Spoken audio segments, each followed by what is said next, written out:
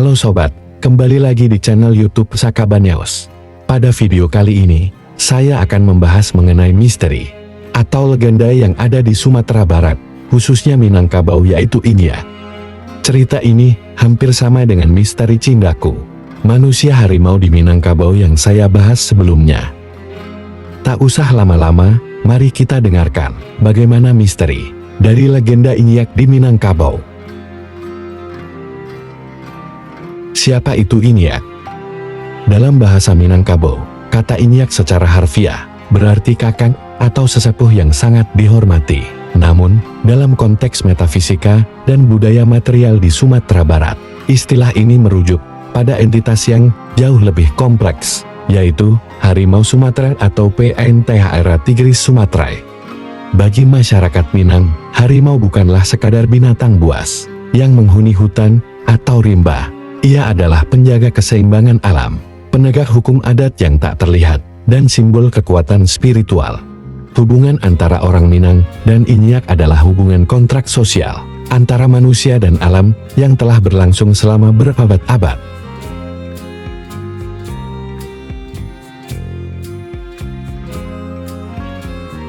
Penggunaan sapaan Inyak atau terkadang datuan atau anggu merupakan bentuk eufemisme, sebuah penghalusan bahasa untuk menunjukkan rasa hormat, sekaligus upaya untuk tidak memanggil entitas tersebut secara sembarangan.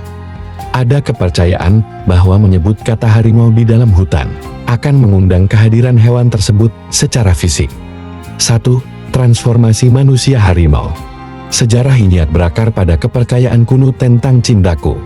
Dalam mitologi lokal, Cindaku adalah manusia yang memiliki kemampuan untuk berubah wujud menjadi harimau. Namun, ini bukan sekadar ilmu sihir hitam. Cindaku dianggap sebagai pemegang mandat untuk menjaga perbatasan antara dunia manusia atau perkampungan dan dunia liar atau hutan. Duang harimau sebagai penjaga garis keturunan. Banyak kaum atau suku di Minangkabau meyakini bahwa nenek moyang mereka memiliki harimau penjaga yang disebut harimau campo. Harimau ini dipercaya akan muncul atau memberikan tanda, seperti suara auman atau jejak kaki, jika ada anggota kaum yang melanggar adat, atau jika akan terjadi bencana di nagari tersebut.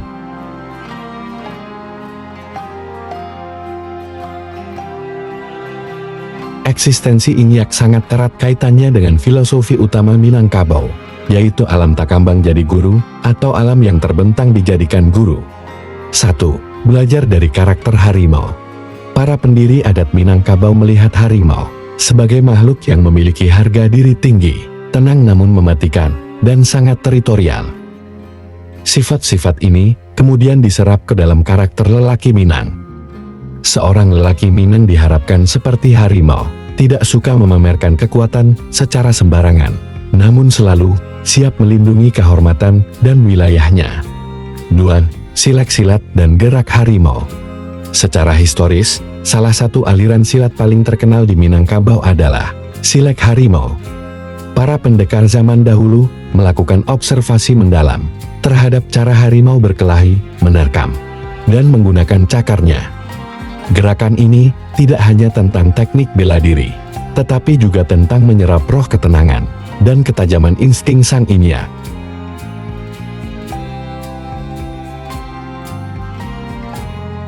Dalam sejarah nagari-nagari di kaki Gunung Marapi, Singgalang, dan Kerinci, Inyak memiliki posisi dalam hukum adat yang tidak tertulis.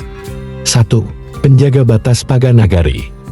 Dahulu, ketika hutan masih sangat lebat, kehadiran harimau di sekitar pemukiman tidak selalu dianggap sebagai ancaman.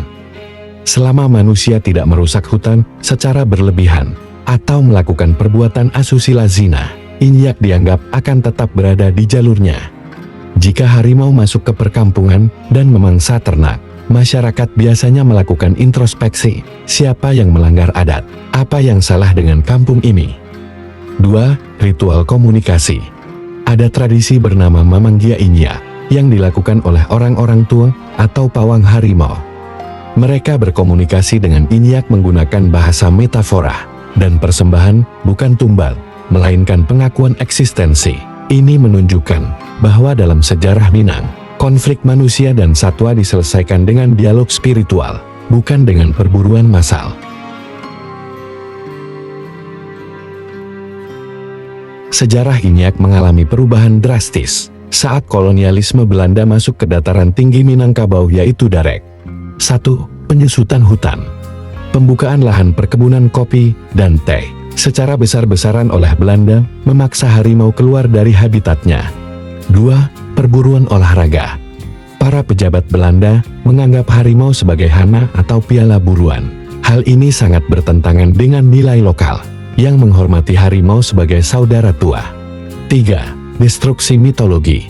Modernitas mulai menggeser rasa hormat menjadi rasa takut yang murni teknis.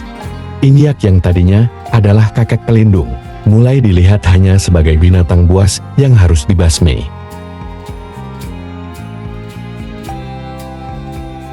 Narasi tentang Inyak diabadikan dalam berbagai kabar atau cerita rakyat dan sastra lisan. Salah satu yang paling terkenal adalah kisah tentang persahabatan antara syekh atau ulama dengan harimau. 1. Karomah para ulama.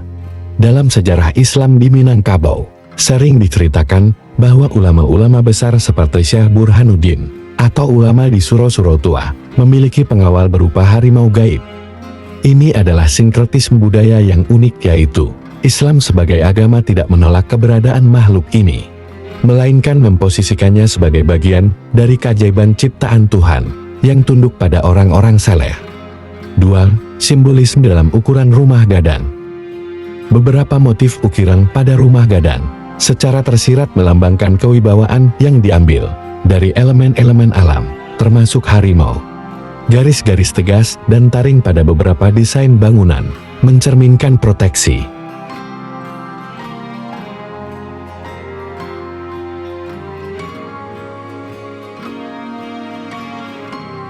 Saat ini, populasi harimau Sumatera berada dalam status kritis. Namun, di banyak nagari di Sumatera Barat, mitos Inyak masih hidup dan justru menjadi kunci konservasi. 1. Kearifan lokal sebagai benteng alam. Para aktivis lingkungan menemukan bahwa pesan-pesan berbasis mitologi Inyak jauh lebih efektif dalam mencegah perburuan liar dibandingkan sekadar sanksi hukum pemerintah. Petani di lereng gunung masih merasa takut melakukan pelanggaran di hutan karena Inyak memantau. 2. Konflik manusia satwa. Ketika terjadi konflik harimau masuk desa, masyarakat Minang modern masih sering melibatkan orang pintar atau pawang untuk meminta harimau tersebut pindah secara baik-baik sebelum melibatkan pihak BKSDA Balai Konservasi Sumber Daya Alam. Ini adalah sisa-sisa peradaban yang memandang alam memiliki kesadaran.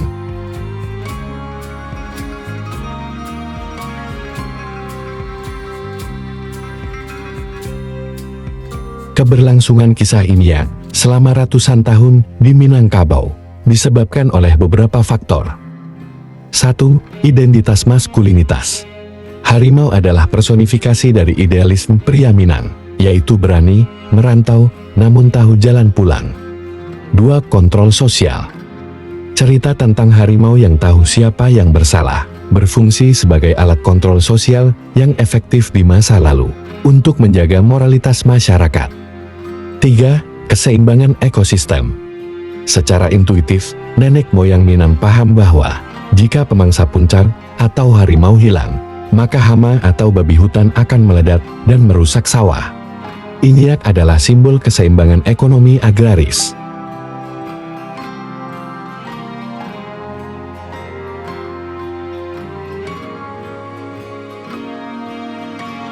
Inyak bukan sekadar legenda harimau jadi-jadian atau binatang buas di tengah rimba. Ia adalah bagian dari struktur batin manusia Minangkabau.